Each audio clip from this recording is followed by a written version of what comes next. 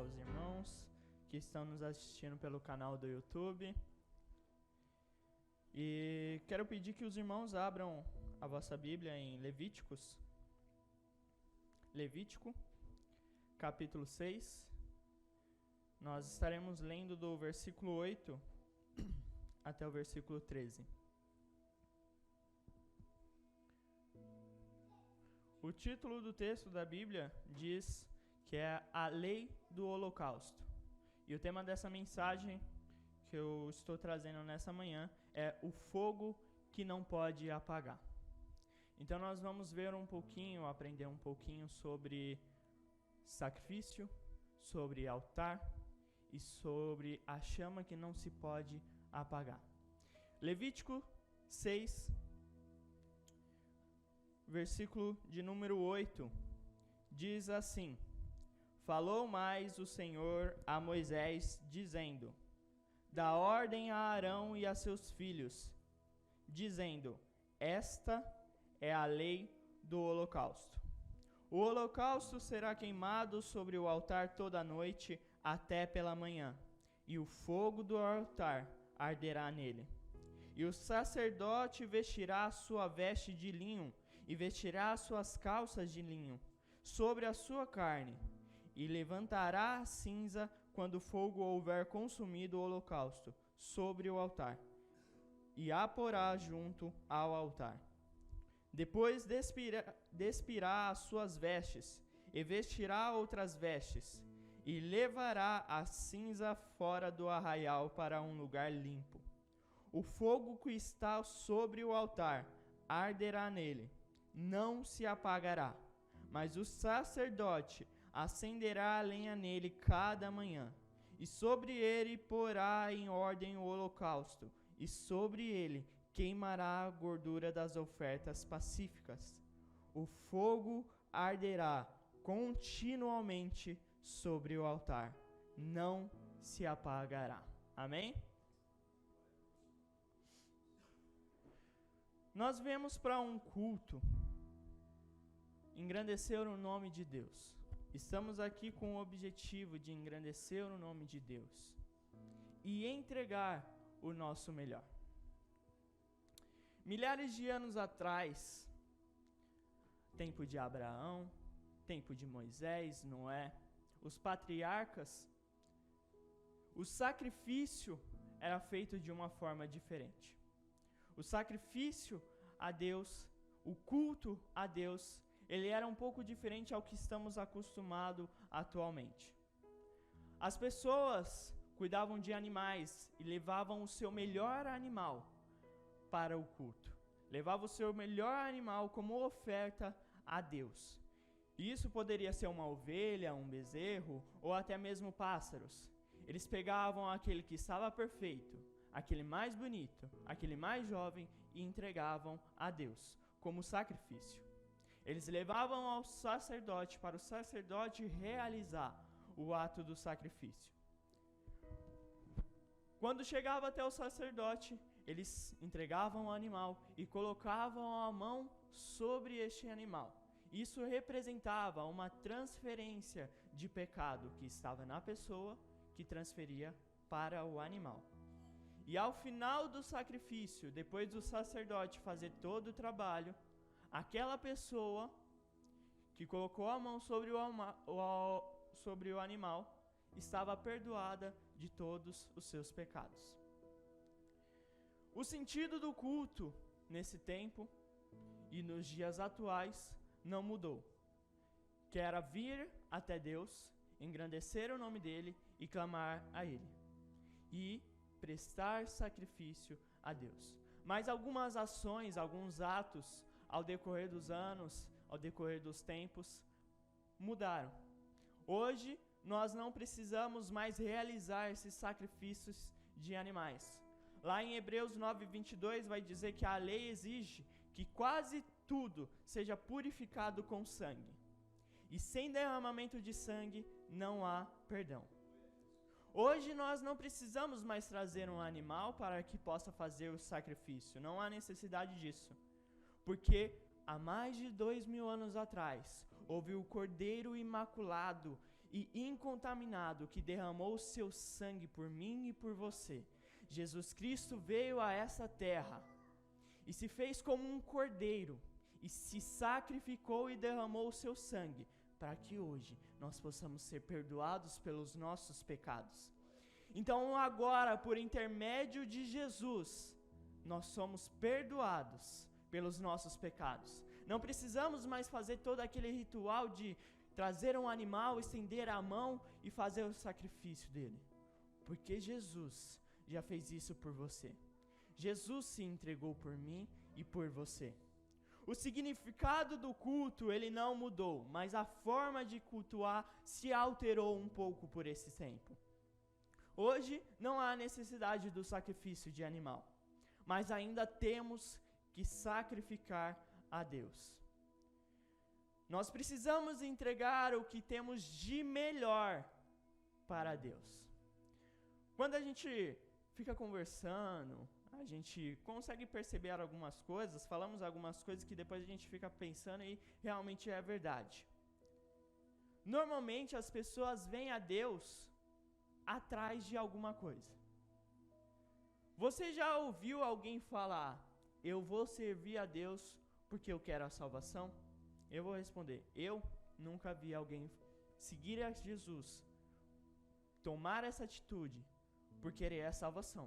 Mas eu já vi muitas pessoas chegarem à igreja para buscar a Deus porque precisava de uma ajuda financeira, de alguma coisa que Deus pudesse prover a elas, de uma ajuda na restauração da sua vida, da sua família, do seu casamento, em algum relacionamento, eles precisavam de Deus que o ajudasse.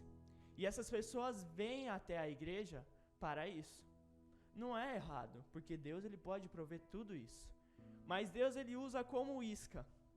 Se você me buscar, eu vou restaurar a sua vida, vou te ajudar. Mas quando nós viemos até Deus, ele nos mostra que não é só isso que ele pode nos dar. Não é só isso que Deus pode entregar na sua vida. Não é apenas uma restauração da sua vida, um bem material, uma restauração no seu relacionamento que Deus pode te entregar. Ele te entrega algo a mais que tudo isso, que é a salvação e a vida eterna ao lado dele. Ele usa como isca essas coisas, mas depois ele faz você entender o que realmente é importante. E quando nós estamos servindo a Deus, nós precisamos entregar a Ele o que é melhor, o que nós temos de melhor, nós entregamos a Deus. Talvez o que nós temos de melhor era um tempo que possamos dedicar a Deus. Talvez o que temos de melhor para entregar a Deus são lágrimas aos pés dele. Talvez o que eu possa entregar de melhor para Deus é dedicar um tempo e vir e organizar as coisas. Mas o que eu tenho de melhor, eu entrego a Deus. O que você tem de melhor, você precisa entregar a Deus. Nós vemos muito uma cultura de chegar até Deus e só querer receber, receber e receber e nunca entregar algo.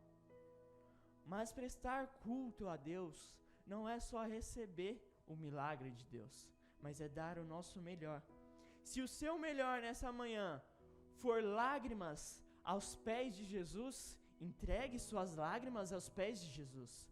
Se o seu melhor a Deus nessa manhã for um clamor falando, eu preciso de ti, Pai, então entregue isso a Deus. Mas não entregue restos, não entregue qualquer coisa a Deus, entregue o seu melhor.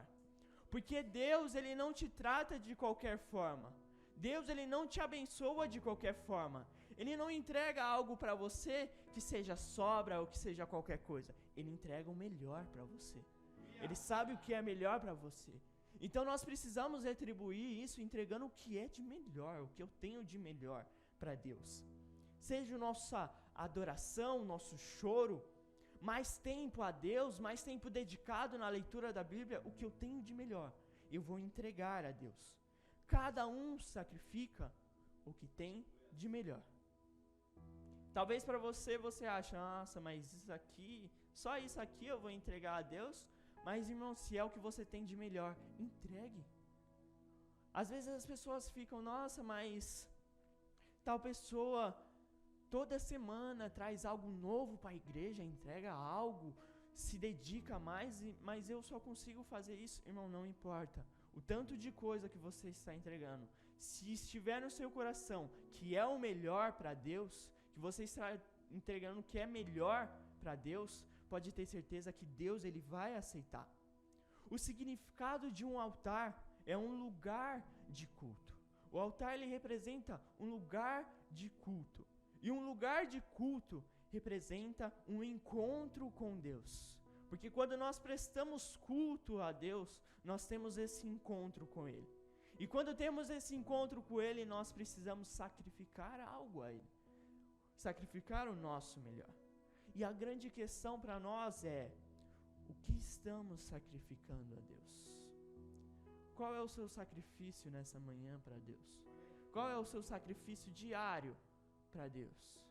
São restos? Se sobrar um tempo, eu vou ler a Bíblia, eu vou orar a Deus. Será que é isso que você está entregando? Ou você está entregando o seu melhor? Não, eu vou dedicar esse tempo para Deus. Eu vou dedicar a primeira coisa do meu dia, eu vou dedicar a Deus. O seu sacrifício para Deus está sendo um sacrifício bom ou um sacrifício qualquer? No Antigo Testamento nós conseguimos ver diversos altares sendo edificados para adorar a Deus. Nós vemos diversos cultos para Deus. O primeiro que nós podemos encontrar é lá em Gênesis 4, aonde nós encontramos a primeira oferta. A Bíblia vai dizer: Abel também trouxe dos primogênitos das suas ovelhas e da sua gordura. Abel ele começou a trazer uma oferta a Deus. Ali não era de fato um altar, não tinha ainda esse altar construído, mas Abel trouxe um primeiro índice para um altar, que era o sacrifício a Deus. Abel não edificou o altar para Deus, Abel sacrificou o que ele tinha de melhor para Deus. Aí nós vemos um encontro que Abel teve com Deus, porque a Bíblia nos diz que e atentou o Senhor a Abel e a sua oferta. Deus ele não se atentou para a oferta de Abel por ela ser uma oferta boa, uma oferta grandiosa. Deus se atentou à oferta de Abel porque o que Abel havia entregado era o que ele havia de melhor.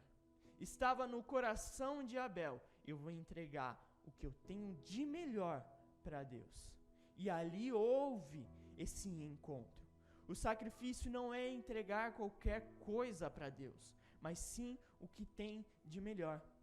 E nós sabemos que ao decorrer da história, Caim também faz uma oferta a Deus. Mas Deus não se atenta tanto, porque diferente de Abel, Caim entregou apenas restos. Não entregou o que tinha de melhor. E nós vamos saber que após essa história, ao decorrer dela, Caim teve inveja de Abel, porque Deus se atentou mais a Abel, e Caim acaba matando a Abel. E após isso, nós não vemos o nome de Deus ser invocado. Não vemos mais as pessoas cultuando e chamando a Deus. Mas a Bíblia vem dizer em Gênesis 4, 25, que nasceu um outro filho de Adão, que se chamava Sete. E de Sete nasceu um filho chamado Enos. E a Bíblia vai dizer que a partir de Enos começaram a invocar o nome do Senhor. A partir de Enos, o nome de Deus começou a ser invocado.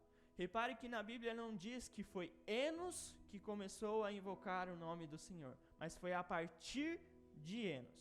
Ou seja, a partir de Enos, houve um avivamento geral, que as pessoas começaram a buscar a Deus, começaram a invocar o nome do Senhor. A partir de Enos, houve um avivamento, que as pessoas rogavam por Deus e buscavam a Deus. Enos também não edificou um altar, mas ele trouxe mais uma característica para o altar, que era clamar a Deus, invocar a Deus. Abel contribuiu na construção do altar, trazendo o sacrifício que ele tem de melhor. Enos contribuiu trazendo o clamor a Deus. E nós vamos ver que após algum tempo, algumas histórias, nós conseguimos encontrar Noé, que foi o homem que trouxe o altar completo. O homem que edificou o primeiro altar da terra. Gênesis 8, no versículo 20, nós vemos que Noé ele sai da arca após o dilúvio que teve. Saindo da arca, neste novo mundo que foi reinaugurado, nós temos o primeiro relato de um culto completo sendo dado a Deus. Noé, saindo da arca, ele edifica um altar a Deus.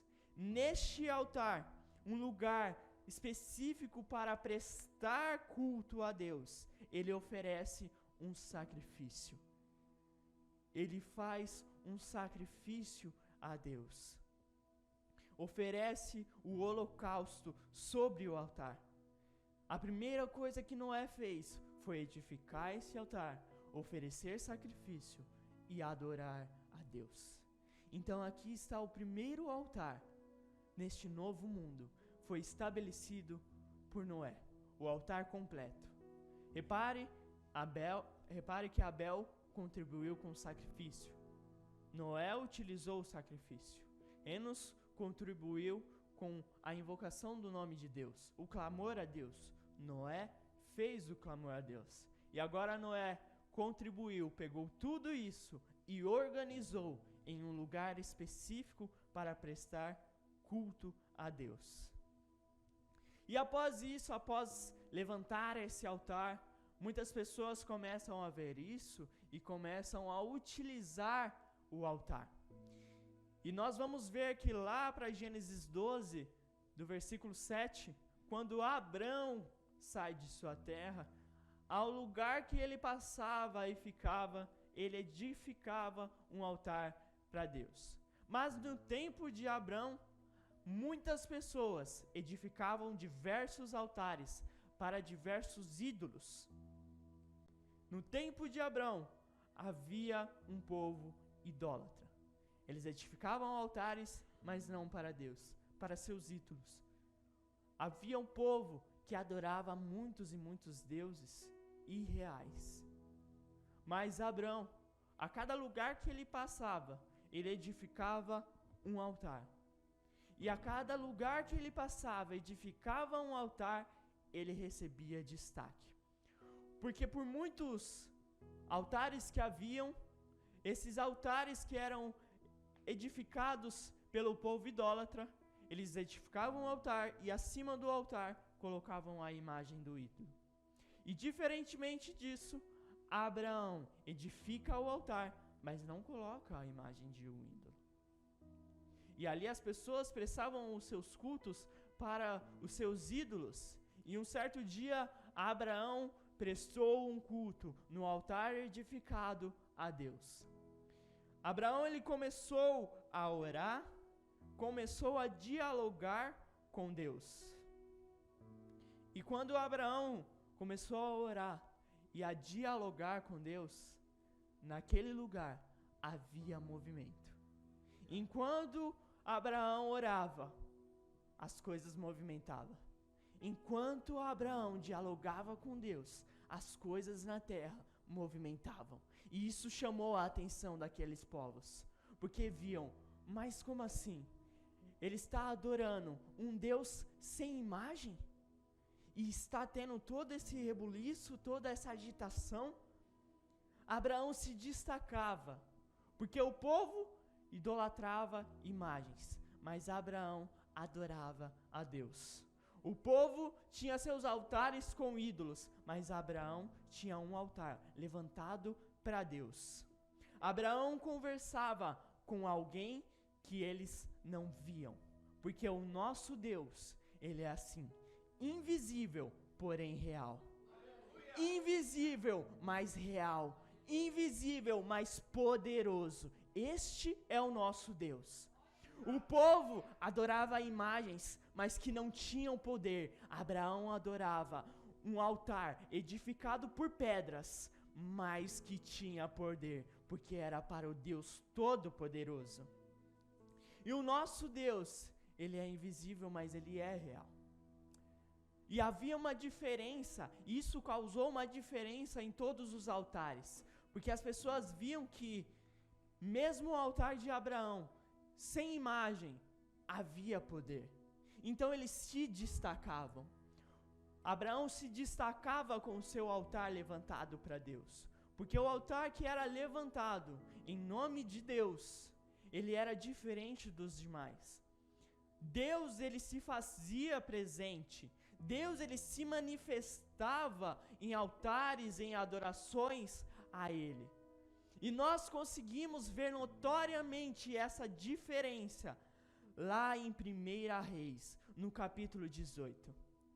É onde Elias, ele põe à prova quem Deus realmente é e mostra para o povo quem é Deus.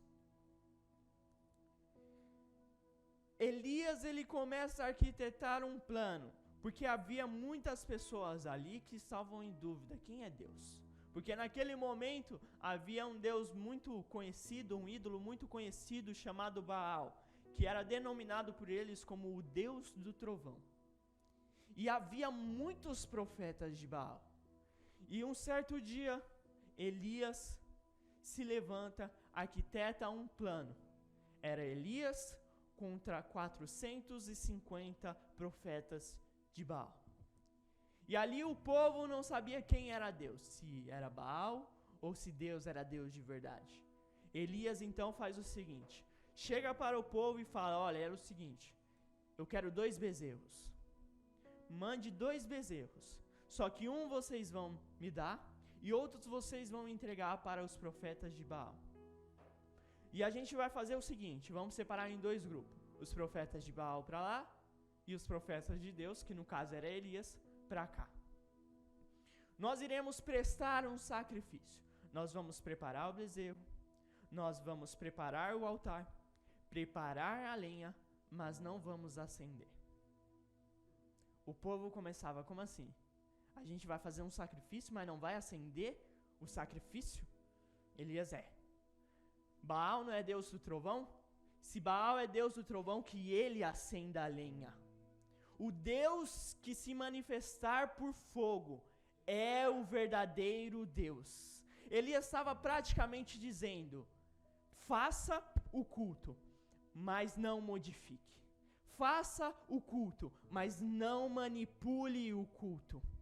Atualmente nós vemos diversas pessoas realizando cultos e manipulando a presença de Deus.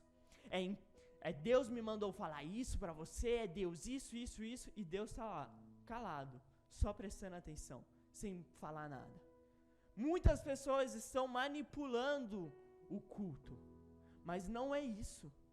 Se estamos prestando um culto ao Deus, nós não precisamos manipular, porque Ele age por intermédio de nós. Não precisa ter manipulação de culto. Deus, com o seu Espírito Santo, age por intermédio de nós. Então não manipule o culto. Era o que Elias estava falando para os profetas de Baal.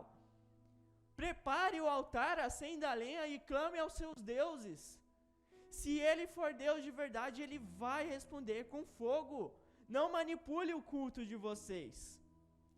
E aí o povo, vendo essa palavra, então o povo fala, olha, é verdade, é boa essa palavra. Então o Deus que se manifestar por fogo é o verdadeiro Deus. Elias então fala, então beleza, vamos fazer dessa forma. Como vocês são muitos, são 450 profetas e eu sou apenas um, não tem problema não, eu fico para depois. Começa vocês com o sacrifício. Então o povo preparou o altar, aqueles profetas prepararam o altar, colocaram a lenha, prepararam o sacrifício e começaram a clamar para o Deus deles, dizendo, Baal, Baal, responde-nos, Baal, Baal, Baal, derrama fogo e acende a lenha. E eles começaram a tentar de alguma forma para que a lenha se acendesse, e aí que começaram a tentar manipular, começaram a pular sobre a lenha, para que por algum intermédio Baal pudesse responder. Mas coitado, Baal nem existe, como é que ia responder? E eles lá, todo desesperado, e a Bíblia vai dizer que de manhã até ao meio-dia, eles estavam clamando e não tiveram resposta. Elias então, por tanto tempo, ficou esperando quieto, mas aí então ele fala, olha, vocês estão aí desde manhã, já é meio-dia, vocês estão desde manhã clamando, e Baal não responde. Irmãos, e aqui com Elias a gente aprende um negócio. Aquele que anda com Deus, que está ao lado de Deus, que é assim com Deus, tem intimidade com Ele, pode tirar a onda, sem preocupação. Elias era um cara muito doido da cabeça, só pode. Não dá para imaginar. O cara, ele tinha uma confiança em Deus, tinha uma esperança em Deus, andava tanto com Deus, porque era Elias contra 450 profetas. E o que Elias faz? No meio dele, Elias começa a zombar dos caras. Me fala quem em sã consciência, em desvantagem, vai começar a brincar, a zoar com os caras. Porque ali 450 pessoas, se irritasse, ia atrás de Elias, bateria Elias e já era. Mas não, ele não se preocupava, porque ele sabia o Deus que ele tem ao lado. E ele começava a zombar daqueles profetas. Ele começava a zombar e falando, olha, clama mais alto aí, talvez Baal ele esteja distraído. Baal deve estar conversando com alguém, não é possível, não está respondendo. Clama mais alto aí, talvez Baal está viajando. E aí vocês clamando mais alto, ele escuta, dá uma rezinha, volta e atende vocês. É porque, para eles, Baal deveria ser assim. Está indo para algum lugar, se esquece do outro. Diferentemente do nosso Deus, que Ele é onipresente, onipotente, está em todo lugar, responde a todo momento. Elias falava, clama mais alto. Talvez Baal ele está dormindo, tenta acordar ele para ver se ele responde, faz alguma coisa. E eles começavam a clamar mais alto e mais alto e mais alto.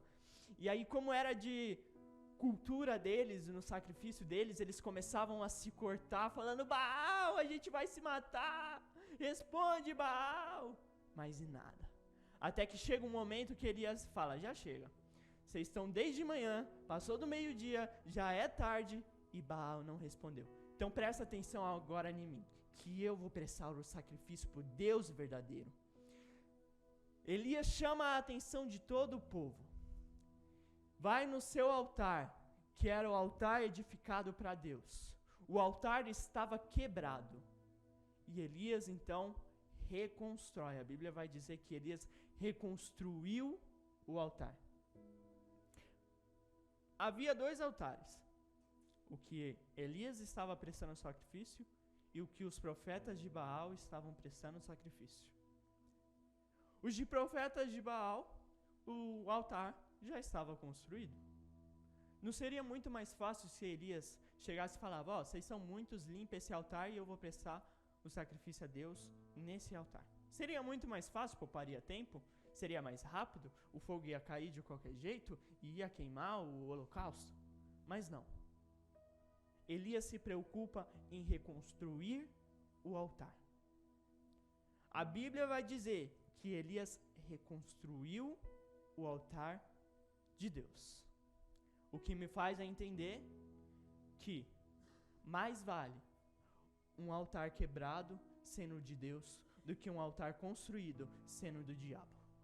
Mais vale o meu altar passar pelo processo da construção, mas ser um altar para Deus, do que ser um altar para falsos deuses. E repare que Elias, ele não quebrou o altar, ele reconstruiu. Não foi ele que quebrou. Naquele tempo havia muitos altares, e também havia muitos altares levantados para Deus. E talvez muitos altares de Deus que estavam quebrados. Mas Elias, ele reconstrói um. Foi Elias que quebrou esse altar? Pode responder. Não, não foi. Foi Elias que quebrou o altar? Não. Mas foi Elias que reconstruiu? Mas foi ele que quebrou? Mas foi ele que reconstruiu. Ele reconstruiu, mas não quebrou. Exatamente. Ele reconstruiu um altar que ele não quebrou. E o que eu posso entender com isso? O que você pode aprender com isso? Que vai ter coisas de Deus que não foi você que quebrou, mas são coisas de Deus que você tem a obrigação de reconstruir. Você precisa ter essa autoridade, essa firmeza em reconstruir algo que você não quebrou. Porque se é algo que mexe com o Evangelho de Deus, é a sua obrigação corrigir. Se alguém que está distorcendo a palavra de Deus, eu como cristão tenho a obrigação de corrigir. Então nós temos essa obrigação como cristãos. O altar não foi eu que quebrei, mas sou eu que fui escolhido para levantar o altar, para construir o altar. Talvez não foi você o causador da ferida, mas é você quem vai curar a ferida.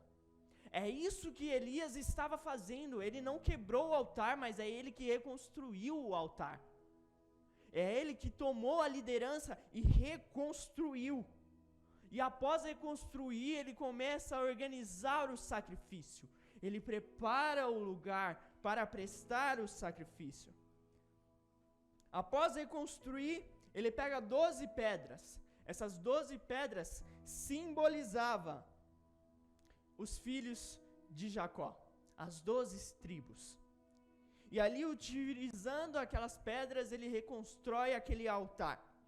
E após organizar, ele faz uma oração. Após ele preparar todo o altar, lá em 1 Reis 18, do 36 e o 37, ele faz uma oração que diz: sucedeu no momento de ser oferecido o sacrifício da tarde, o profeta Elias se aproximou e disse: ó Senhor Deus de Abraão, de Isaque e de Israel, manifesta-se hoje que tu és Deus em Israel, e que eu sou o teu servo, e que conforme a tua palavra fiz todas essas coisas.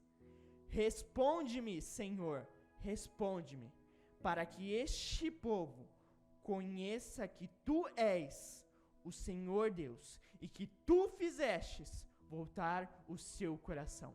Ponto. Essa foi a oração de Elias. E após Elias realizar essa oração, no versículo 38 vai dizer: então caiu o fogo do Senhor e consumiu o holocausto, a lenha e as pedras. E o que vendo o povo caíram sobre os seus ossos e disseram: só o Senhor é Deus, só o Senhor é Deus, somente o Senhor é Deus. Ali todo o povo contemplou a glória de Deus. O encontro com Deus foi feito por intermédio de Elias. O fogo caiu e consumiu o holocausto. Deus respondeu com fogo e provou ser Deus. Elias organizou porque precisava ter um cuidado com o altar para que Deus se manifestasse. Elias organizou o altar, orou a Deus. Não adianta nós reconstruirmos o altar, mas não clamarmos a Deus. Não adianta construir o altar, mas não pedir direção para Deus. Tudo o que Elias tinha feito aqui foi por direção de Deus. E por isso Deus respondeu a oração de Elias. Então, às vezes a gente está: nossa, mas eu estou fazendo isso aqui, mas Deus não está falando nada. Talvez não está sendo guiado por Deus. Não está tendo resposta de algo. Talvez não é direcionado por Deus. Então, tudo que a gente vai fazer, se for direcionado por Deus, talvez para nós possa até demorar, mas terá uma resposta. E Deus respondeu com fogo. E o fogo, ele é muito importante. Porque vamos trazer para a nossa vida. Vamos lá. Vamos colocar como este fogo de Deus seria o Espírito Santo em nossa vida. E é Ele que nos aquece. No texto ao qual nós lemos em Levítico, o capítulo 6, é o texto base para a construção do holocausto, para realizar o holocausto. Nós sabemos a história que Moisés havia tirado o povo do Egito e havia muitas pessoas por lá. Então essas pessoas precisavam adorar a Deus e sacrificar a Deus. Como eram muitas pessoas, se fosse de qualquer jeito ia ficar uma bagunça e uma confusão. Deus fala: eu não vou trabalhar em meio à bagunça. Eu vou organizar o meu povo. Meu povo não vai ser bagunçado. Meu povo vai ser organizado. Então ele prepara os sacerdotes para o sacrifício e ele dá umas instruções para Moisés de como deveria ser feito o sacrifício, como cada um tinha que se portar, os cuidados que precisavam ter. O holocausto teria que ser queimado sobre o altar. Toda a noite, até pela manhã, o fogo do altar arderia no altar. Deus instrui a Moisés como o sacerdote deveria se portar e se vestir durante o holocausto. Deus ele fala que vestiria uma veste específica de linho para realizar o sacrifício. E após o sacrifício, o sacerdote iria limpar as cinzas do altar e colocar ao lado do altar. E após ele terminar todos os sacrifícios, eles iam pegar essas cinzas e iam levar para um lugar limpo. O altar ele precisava estar limpo antes de ser feito o sacrifício. O sacerdote precisava limpar o altar para realizar o próximo sacrifício. O sacerdote, se deixasse as suas vestes se sujar com as cinzas, ele precisava trocar as vestes para fazer o sacrifício. Havia um cuidado, havia uma necessidade. Ou seja, o sacrifício era para Deus, mas não era de qualquer jeito. O holocausto era para Deus, mas não era bagunçado. Os sacerdotes eram pessoas importantes, mas não agiam da maneira que queriam. Os sacerdotes tinham poderes, tinham importância ali hierárquica, mas não se portava da forma que queriam. Eles precisavam obedecer a uma lei exigida por Deus. Isso, eles eram os sacerdotes, as pessoas que faziam todo o processo. Então eles tinham uma importância, mas não se portavam de qualquer jeito. E aí tem muito crente que só está assistindo e quer se portar de qualquer jeito. Não é assim que funciona. A casa de Deus não é bagunçada. A casa de Deus tem ordens. Não é do jeito que você quer se portar e você vai se portar. O que faz a gente entender é que o sacerdote não se vestia nem com a roupa que ele queria. Era roupa específica. Então, para Deus, hoje, nos dias atuais, também é da mesma forma. Não é do jeito que eu quero não, meu irmão. Eu não vou estar aqui em cima do jeito que eu quero. Precisa ser do jeito que Deus me ordenou. Os sacerdotes, eles tinham os cuidados. Eles não podiam deixar algumas coisas acontecerem. O sacerdote não podia deixar o fogo se apagar. Toda manhã ele precisava acender a lenha. Ele precisava colocar o holocausto em ordem. Então ele precisava preparar. Não é chegar na hora e fazer. Não, ele tinha um preparo antes. Não é na hora do culto que ele se preparava. Ele vinha desde casa se preparando para o culto. Então não é aqui que a gente vai se preparar para cultuar a Deus. É dentro de casa. É lá de casa que eu vou preparar. Não, eu vou ir cultuar a Deus. Então eu vou me organizar. Eu vou me preparar para cultuar a Deus. Os sacerdotes, eles se preparavam, organizavam o holocausto, colocavam em ordem. E sobre o altar, o sacerdote iria queimar as gorduras das ofertas que eram levadas. Prestar o sacrifício a Deus. Então o sacerdote realizava todas essas ações, sem deixar o fogo apagar. O fogo tinha função importante. O fogo arderá continuamente sobre o altar. E o fogo não pode apagar.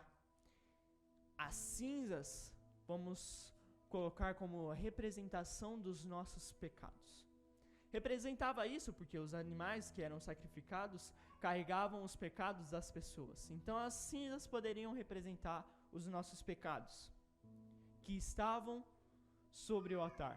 Os pecados eram levados até o altar, o sacerdote fazia o sacrifício e após isso retirava o pecado do altar, porque purificava.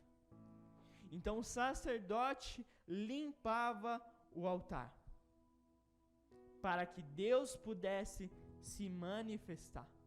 Deus, ele não se manifesta em altares sujos, em altares bagunçados, mas Deus se manifesta em altares reconstruídos, em altares limpos, em altares prontificados ao nome dele.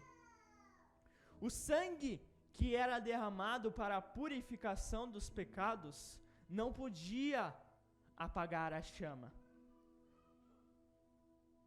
As cinzas que eram limpadas não podiam deixar a chama apagar. O fogo de Deus, para que você entenda agora, o fogo de Deus em sua vida não pode apagar. O fogo do Espírito Santo de Deus não pode desaparecer da sua vida. A chama que está no seu coração, a chama que está no seu altar, não se pode apagar. O Espírito Santo de Deus não pode sair da sua vida. Deus não pode sair do seu altar. Deus não pode sair do seu coração.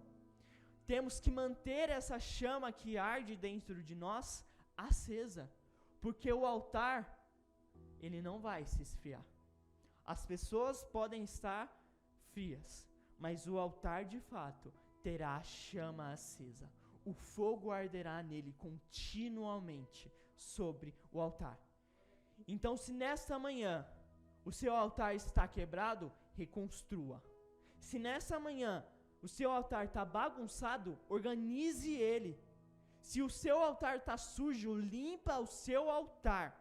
Mas a chama, ela não pode apagar. Se ela está fraca, reacenda a chama do seu coração com o nosso Deus. Não deixe apagar. A chama que está no seu coração não pode apagar. Que essa chama arda no seu coração, dia após dia. Que a chama não se apague do altar. O fogo arderá continuamente sobre o altar. Amém? Eu agradeço a oportunidade.